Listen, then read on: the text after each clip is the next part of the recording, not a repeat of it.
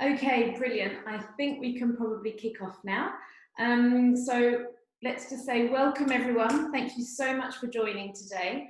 My name is Louise Howard. I'm the Head of Marketing Communications here at the sennder Group, and I'm happy to present David Nothacker, one of the co-founders of sennder. Today we're going to be hearing specifically about the recent announcement of the merger between sennder and the French counterpart Everoad, and their ambition to become Europe's #1 digital freight forwarding company. We're going to take some time after the discussion for some Q&A. Just before we get started, I'd like to cover just a couple of quick housekeeping items. So first, if you haven't interacted with our webinar interface before, please be aware that you can send messages about any issues you may experience during the webinar through the group chat function on your console. And as questions come to you for David throughout the webinar, enter them into the Q&A box and we'll answer them we'll answer as many as possible at the end. We will also be sending a link of the recording of this webinar out after we've finished, if you'd like to view it on demand or share it with your peers. So I think let's start at the beginning, David. So thank you very much. Could you just introduce yourself and explain how you got into the trucking market? More than happy to do so. Thanks for organizing all of this. So I'm David, one of 3 co-founders at sennder. A quick introduction, I'm German, but grew up in Switzerland, studied business and ended up in management consulting where I met my 2 co-founders, Nico and Julius. Spent more or less 5 years in management consulting, then started the first company with my brother in Switzerland, realized that Switzerland is beautiful but very small, so we sold the company and then started an MBA, and the MBA was a little bit the beginning of my entrepreneurial and real career after the first experience in Switzerland. And it was just here outside of Paris in Fontainebleau, so 1 hour drive from here. And I was doing a group work project for the founder of BlaBlaCar, Frederick. And it was at the very beginning of my master, and it was a group work. But out of that exercise, an idea came out. Took the entire MBA to develop the idea. Then thought I figured out everything. Moved to Berlin and said, let's start, let's do it. And after 1 year of trying sennder 1.0, which was a different business model, I realized it wasn't working. Yeah. And then we approached a couple of customers. At that time, we listened a bit more carefully what they were looking for, and then realized that the opportunity was in a completely different area. And then we pivoted with a couple of changes. My 2 co-founders came on board, and then we ended up in the trucking market, more by chance than by really a detailed analysis that I did before starting. So started in Berlin, and that was 4 years ago. Come a long way since then. I mean, can you talk about the expansion and how you've gone about it, and where we are 2020? Absolutely. So maybe I start by quickly describing again what we're doing. I think we have over 50 participants, and I'm not sure if everyone is fully aware. So sennder is a digital freight forwarder with a very specific focus on full truck loads, or FTL. Just like Uber Freight in the US or Convoy, we connect large enterprise shippers on one side, like Siemens, with very small family-owned trucking companies that have 5 to 50 trucks on average, sometimes even smaller. And we bring these 2 sides together, not only as a marketplace, we go a step further, meaning we're a contractual partner and a single point of contact to both the Siemens, the shippers, and the trucking companies. And we do so by repackaging the service that these family-owned trucking companies, so that the touch and feel for shippers is as if the trucks belong to us. If some of you know Flixbus, for example, it's very comparable on this aspect. We do not own the trucks like Flixbus doesn't own the buses. We do not hire the drivers like Flixbus, but we make sure that the customer, the shipper experience is, let's say, so that everyone believes that the trucks belong to us. So we started, we relaunched sennder at the end of 2016, beginning of 2017, then as a digital freight forwarder. Since then, things moved very, very quickly.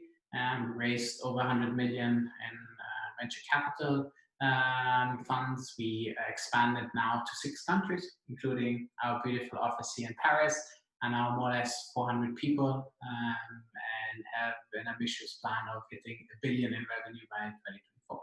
Brilliant. So you've just touched upon the office here in Paris. So we very recently talked and publicized the merger with Everoad. So that was just last month. Can you give us a bit more information about how this came about? Sure. And it started when I first met. Oh, and we're being asked to talk a little bit louder. Thank you.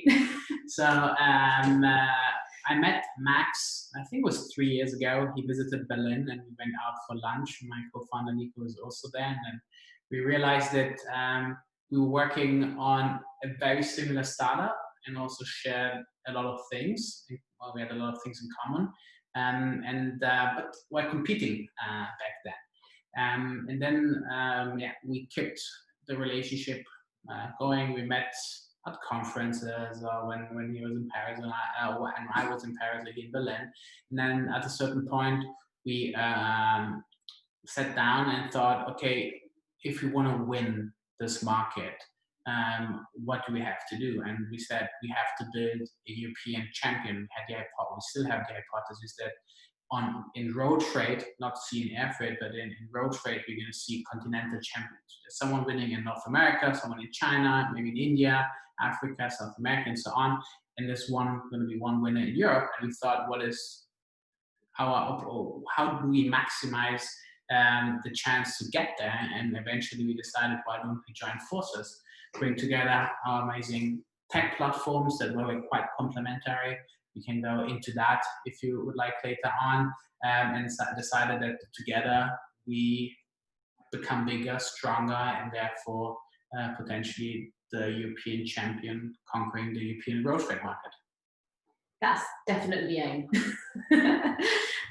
Okay, brilliant. And so, I mean, you've touched upon complementary teams and complementary tech. So, I mean, just bringing these two together, what are the tangible advantages for the logistics sector, for the shippers, for the carriers, for, you know, just the revolutionizing the industry as a whole? So let me start by sharing in the short term, you know, how this sennder Everoad network can benefit from, and then what are the advantages compared maybe to established freight forwarders. So with the merger, we now have a truly pan-European network. Yeah? We have offices, as mentioned earlier, in 6 countries. France, from the sennder perspective, was still missing as an office. So now we can serve customers across Europe and also carriers across Europe. And I think especially on the carrier side, it makes a huge difference. If we have now a load coming from Germany, Italy, Poland to France, we have a much better chance to optimize the return load with the presence that we have here in France. And also on the technology side, benefiting a lot. Sennder was always focused on large enterprise shippers. Everoad also on small and medium-sized businesses and enterprises, developing a technology that, you know, serves slightly different needs, and bringing this together, allowing us to expand into the SME segment and potentially Everoad to grow even faster in the food truckload enterprise segment. So this made a lot of sense already in the short term. Now, coming to the second part of your question, how are we changing things? I like to put it in 3 different buckets. The first bucket, I'd like to call it cutting the middleman. And this is, I think, what we're already doing today really, really well. We use technology to directly connect the shipper with the family-owned trucking companies. And so replace, so to say, ideally 2, 3 middlemen. The example I always like to give to investors is that if a big shipper sits somewhere in say Luxembourg for tax reason, they have a framework contract with one of our big competitors, DB Schenker, Kühne+Nagel, and so on, and then they need a transport, let's say, from Rome to Naples, or better from Naples to Rome. What happens is typically they say, no problem, we have a framework agreement, we take care of that. Then whoever the big forwarder is in Germany calls their partner in Milan, says, hey, I need a truck in Naples. The guy in Milan says, maybe I don't drive, I don't like to drive in Naples, or I don't have any truck there, but I know someone. Then he calls them, this guy calls his neighbor that has a driver, and suddenly you have 4 or 5 people in the chain between us. So what we are able to do is use technology to directly connect to the family-owned trucking company, the neighbor in my example, simply because right now we don't use emails, phones, and WhatsApp messages, because you can have only a limited number of people you can reach out to, typically 20, 30. We're now able to connect to thousands at the same time and bring a lot of efficiency, but also transparency. Imagine if a truck is late, or that truck that I gave you, the phone chain goes down and then up again, and then you know that 2 hours later the truck left late at the loading place because there were some delays at loading.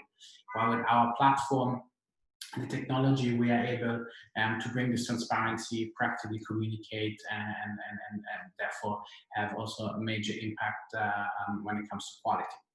The second bucket is, I like to call it optimization. There's a lot of data that we're collecting. There's a lot of data in this industry. Every modern truck has a telematics system, but no one really uses that data. So what we're really doing, and will continue to develop, is 2 things in the data, multiple things, but I want to highlight 2. One is network optimization. We're able to use data to combine loads, for example, of a customer like Siemens with another load from, let's say, Scania, from another customer, and so on, and therefore increase the average utilization. Yeah. I know there are a lot of very experienced dispatchers out there that do an amazing job with pen and paper, a whiteboard, or even some software. But I think we all understand that with data and algorithm and artificial intelligence, we can improve that even further, and also do it on a dynamic way. At 7 p.m. in the evening, there's a truck that gets stuck, and we have to re-optimize the optimal network. A software or an algorithm can do much better. The same with pricing. If I have, for example, a load on a Friday morning that I have to move from Berlin, from Paris to Berlin, and I have 2 carriers. One is a Polish carrier that maybe, or a German one that wants to go back and spend a weekend home, and another one is a French carrier. I already know that this is something where I have to maybe offer different prices to the carrier to make sure that that load gets moved. And also, again, data technology can help us on that. The third bucket, and I'll be very quick, I know that I'm taking a long time to answer this question, is what I call services. What we're able to do is bundle the purchasing power of these small trucking companies that we work with. Fuel card, just one example, and are able to get better terms with big fuel card providers or fuel stations. Because we say, instead of bringing you 10, 100 trucks, we bring you thousands of trucks. What advantages can you give us if you bring them to your fuel station? And we pass on a lot of the savings.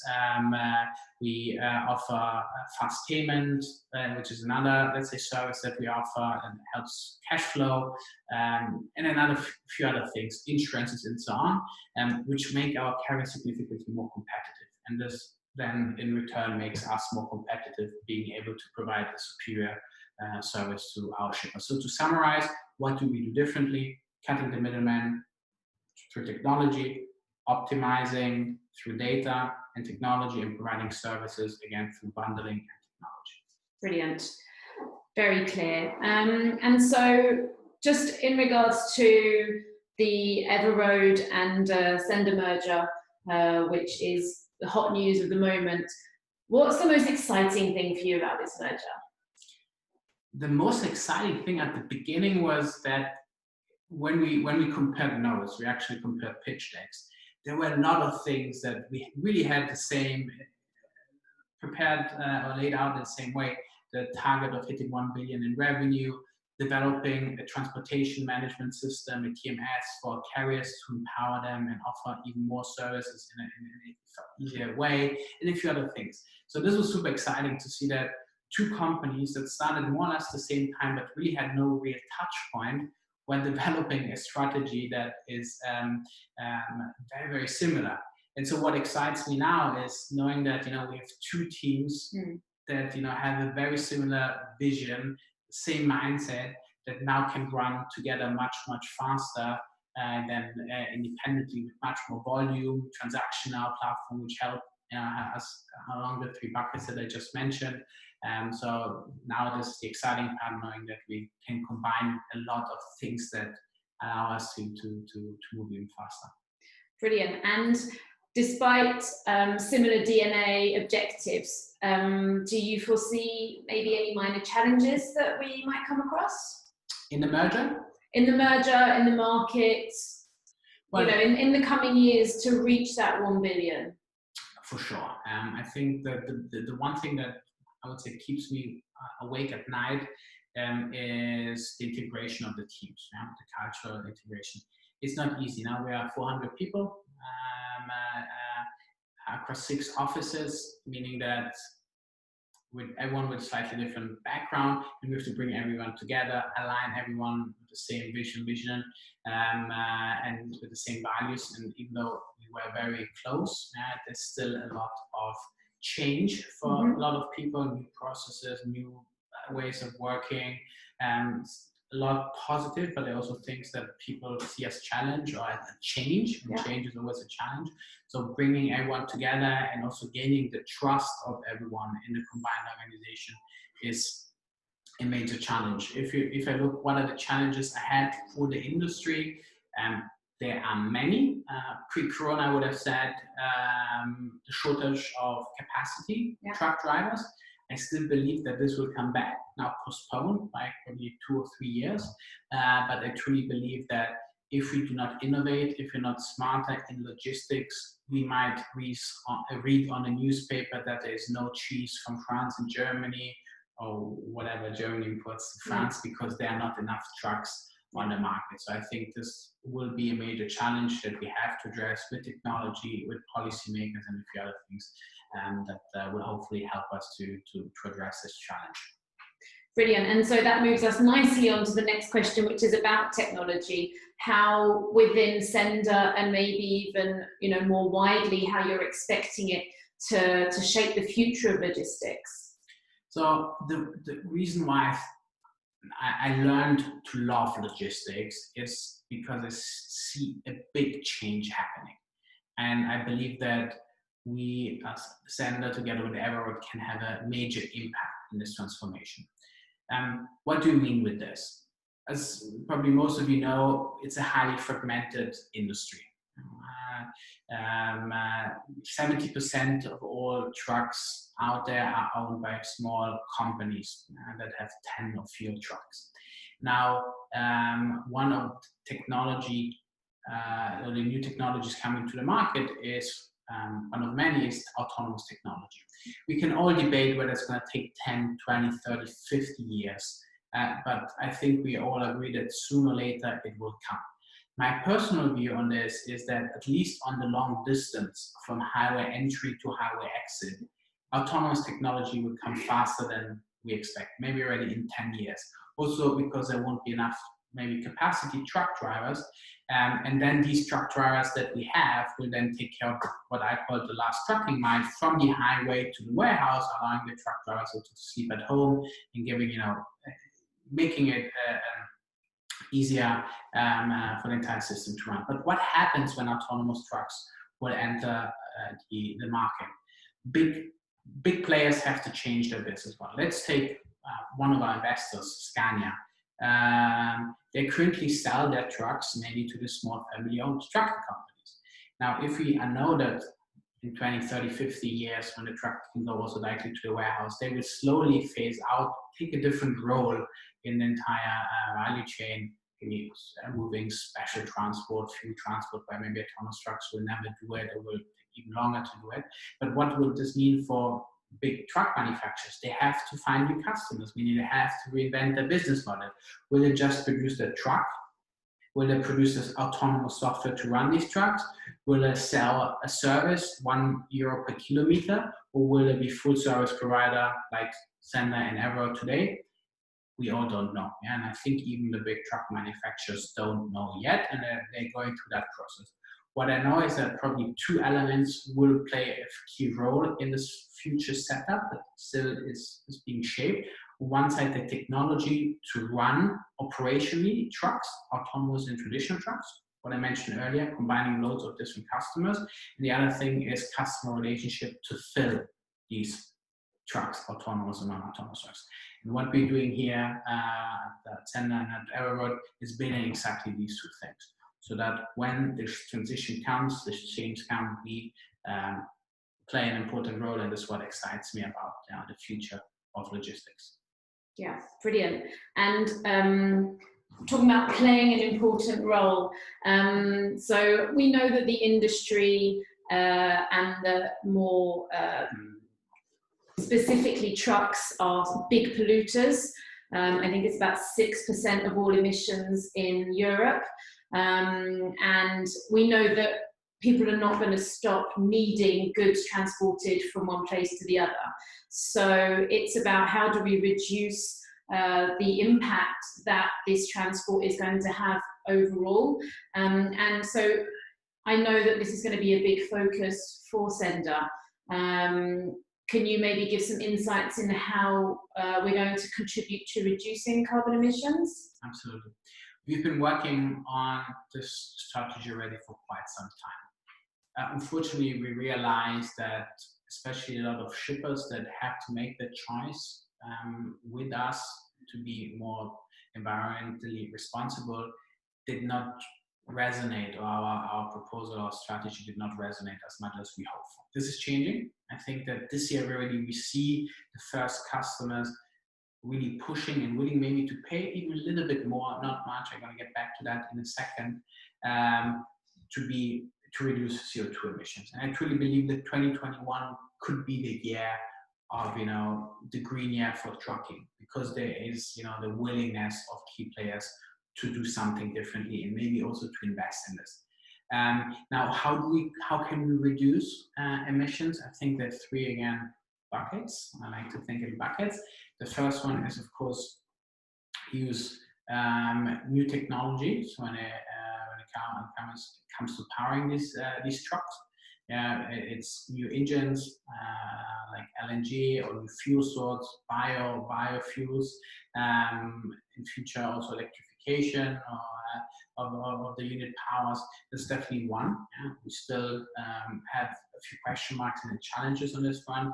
What is the residual value? There are a few trucking companies such as Scania and also Iveco in Italy that have been pushing this already for quite some time, and we have a bit more visibility on what the residual value is and also what the true cost of ownership is of these new technologies. So we're getting there, but also the infrastructure is still missing.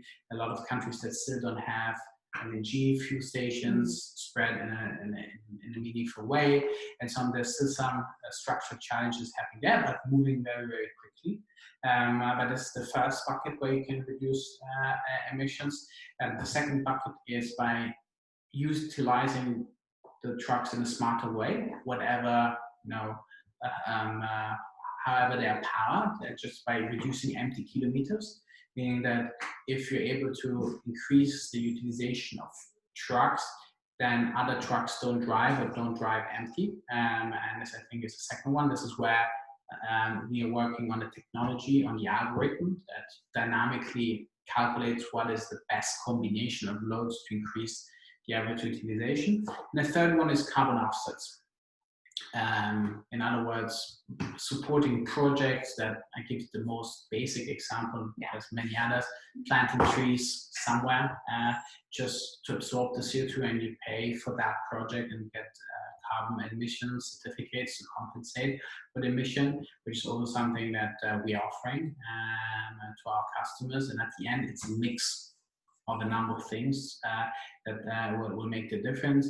We calculated and looked at how much would we have to pay additional, how much would it cost us as a company to neutralize all the CO2 emissions. Of course, there's a lot of with carbon offsets, simply because you can today, on a commercial level, at least not really reduce it to zero.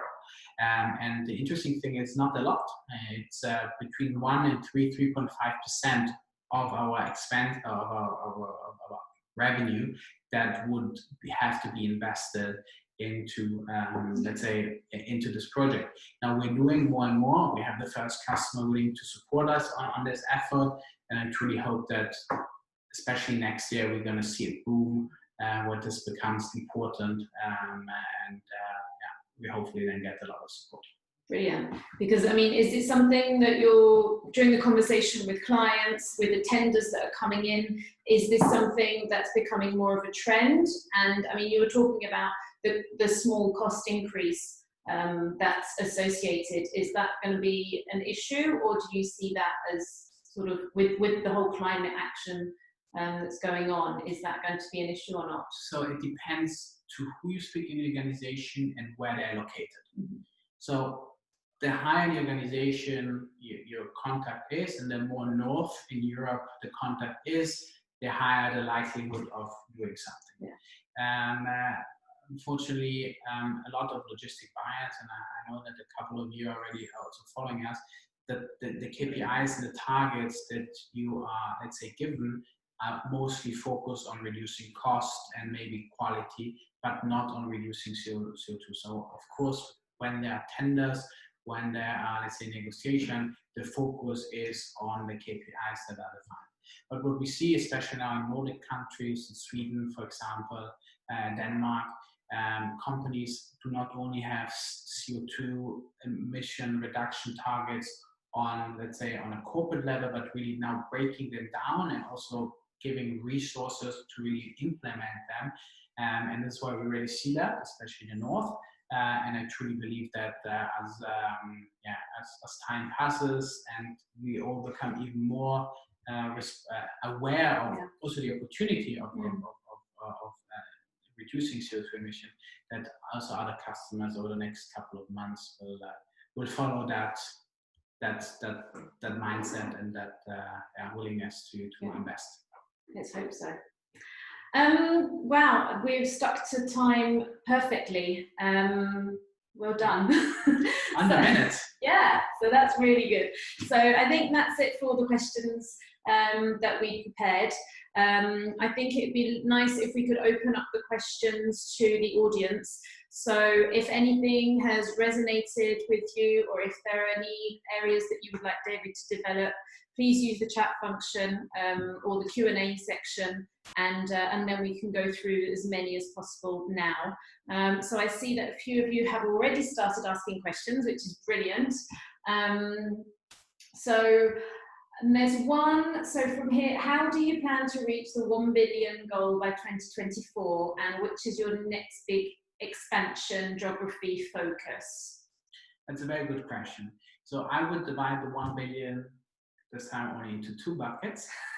So 500 million and 500 million. The first 500 million, we believe we can reach this with organic growth, expanding with our customers in the geographies that we currently are, or new geographies. And when it comes to new geographies, the Netherlands, the UK, Scandinavia, and Eastern European countries are the natural next steps over the next 4 years. That's the first bucket. And the second bucket is inorganic growth opportunities. And with inorganic, probably is not the right term. There are three sub buckets now in there. It's like partnering up and merging with other digital players, just by bringing the know-how and technology together to move faster. The second one is also maybe partnering up, merging, acquiring traditional freight brokers that do not have access to the technology, maybe use more phone, paper-based processes, and maybe some technology, but really bringing them a boost in terms of transparency, visibility, efficiency, utilizing the dispatcher base they have to do even more and then with less effort. The third aspect is partnerships with large companies. There are a lot of big enterprise companies that have teams following the logistic needs of a company that did not really grow out of a strategic decision, but more out of a necessity, where again we can come with our approach and our technology, say, hey, if you give the volume, something that we're still missing, that we need also to get to the 1 billion, we let's say take over and then bring the efficiencies that we discussed. So to summarize, 500 million organic growth, 500 million inorganic growth, and within organic we are partnering, merging with startups, working, cooperating, acquiring traditional freight forwarders, brokers, and partnering up with large enterprise, taking over the volume to offer the efficiency that I outlined earlier. So very feasible, brilliant. Well, it's gonna be a long way with a lot of challenges on the way. Okay, another question that we have about track and trace. So we touched upon the capabilities of trucks with telematics.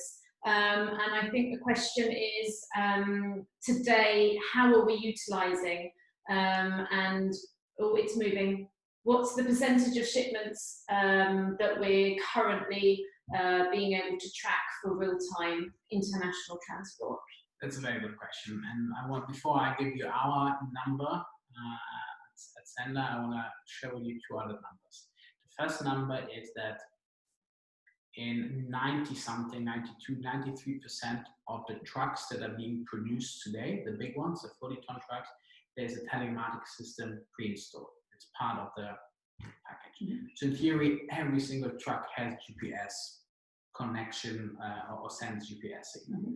But, and this is the second number, in less than 8%, this signal of the truck in a different ways, not only line-fitted telematics system, but it's a retrofitted telematics system, but in 8% of the cases, the end consumer, the shipper, has access to this. Yeah? There's a big gap between the technology being already installed, especially in every modern truck that has been produced for the past 2 or 3 years, and the visibility. And there's a number of reasons why this is the case. Again, this has to do with fragmentation, has to do with subcontracting, has to do with a few hundred telematics systems that earlier were retrofitted because the trucks were not sold with the systems before. And there's a lot of complexity. And this was a big, big challenge for us. Now, when it comes to the sennder number, we're around 70%, 70 of GPS tracked transport. It's still far away from what we want to be. If you order pizza, if you order taxi, in 99% of the cases, or at least over 90%, you have visibility. In trucking, which is a much bigger industry, much older industry, and say where every truck has, or modern truck has a telematics system, it's not the case. So our mission is definitely to increase that, because through GPS tracking, which is basic, there's a lot of other data that we can get out of trucks. Consumption, we talked about emissions, we talked about load sensoric and so on, to understand whether the truck is full, empty, or half full. So there's much more we can do, but we focus just on GPS today. We have to get the basic right and have to get it to over 90%, because otherwise all the efficiencies that I mentioned earlier, the optimizations, the transparency, we will not be able to bring it to the extent or get it to the extent we want. Brilliant. So we've got another one here about, do we want to launch our own truck fleet to provide freight services? I believe that there are companies that are much, much better in running trucks. And so sennder has no plan to build an own fleet, buy trucks, hire drivers. Especially when I get to billions as fast, just technically to let's say buy the assets and hire the driver would be a level of complexity that in 4 years is not feasible. So we believe that there's a lot of companies out there, in our case mostly smaller ones, that are doing an excellent job in running their 5, 10, 20 trucks in a much more efficient way than we could ever do. And that's why we think that partnering up, empowering them, supporting them to be more efficient, more competitive, is a much better strategy going forward, rather than buying hundreds, if not thousands, of trucks and then run them on our own. Okay, brilliant. That makes complete sense.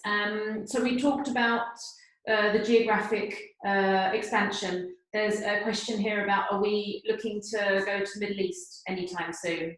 That's a very good question. It's interestingly not the first time I received that. I would say no. For a simple reason, Europe is big enough. We want to get to 1 billion.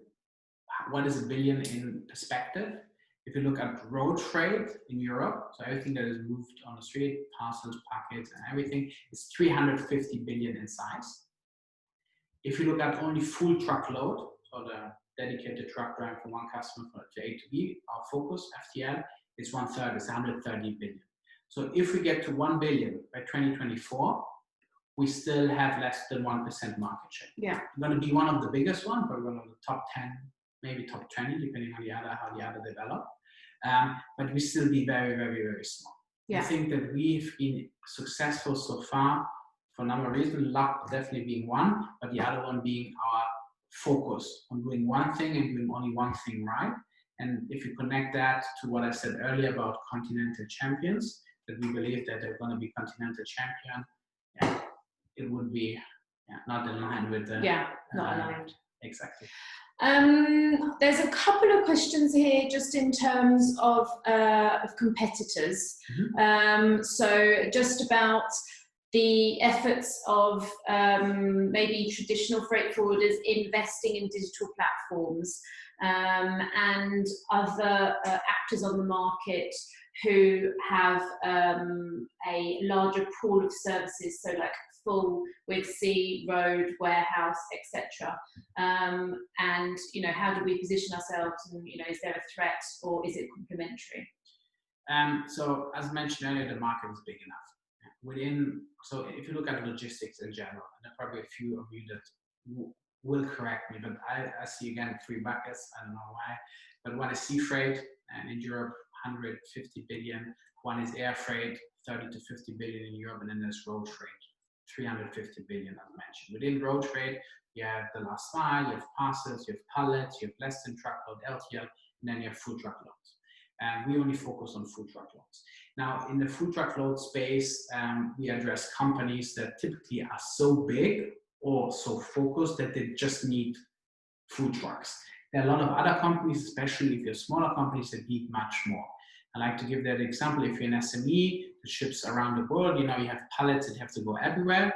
Then comes Easter, they need half a truck, and then comes Christmas and need an entire truck. So you have to need all of that, maybe not only within Europe, but across the world. This is not today what we focus on. There is, again, because 1/3 of the European market is full truckload, we focus on the customers that only have full truckload needs.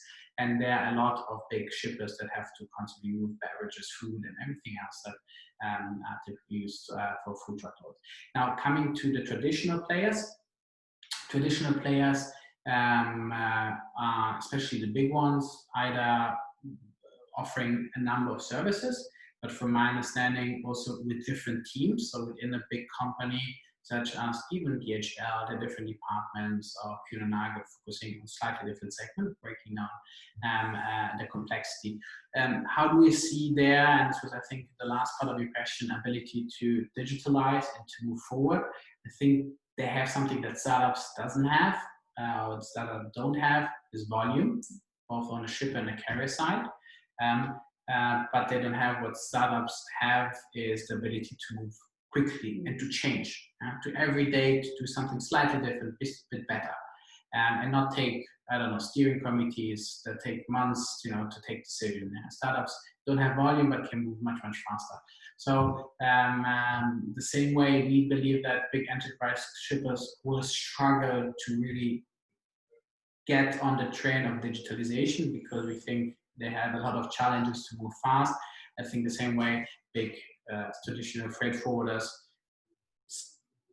struggle to see how we can grow our volume so quickly in such a short period of time, even with the technology center, because they know how difficult it is to get that scale. So I think on both sides there's still some skepticism on what the other side can do and cannot do, but the market is big enough.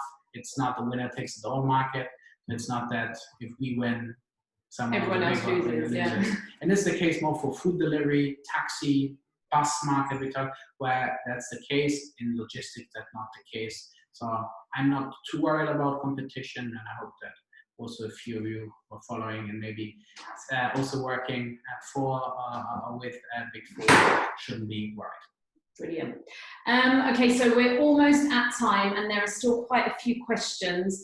I think they fall into 2 categories. One is about the technology, machine learning, and how the impact that's having on or for the carriers, but also the green aspect. That's one. And then the last one is about the more human side of the integration, the culture. And there's a sub-question about the hiring, why the need to hire people if we're all about tech. So if everyone's okay for those two questions, we'll probably squeeze them in about 3 minutes. Okay, so let me start with the last one. Why do we need people if we have technology? It's a fair question. And the way I want to answer this is by saying that when we started sennder 4 years ago, we thought we need an app for the driver on one side and an API integration on the shipper side. And then we have, the flow, and we just have to build the technology. We realized that reality is completely different.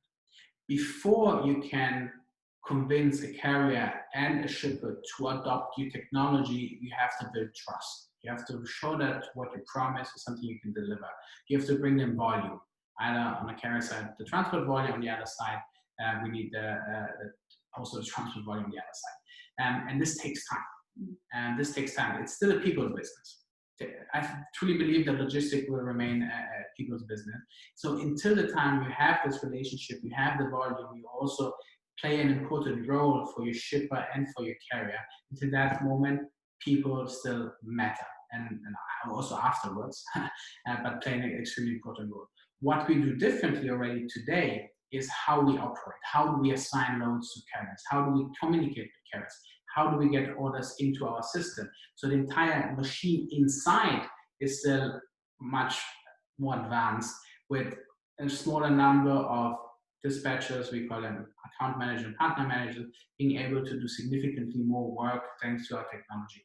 But when it comes to the relationship to shipper and carriers, it's still a people's business. It will remain a people's business, and it's also the beauty of this business or the industry, if I may add that.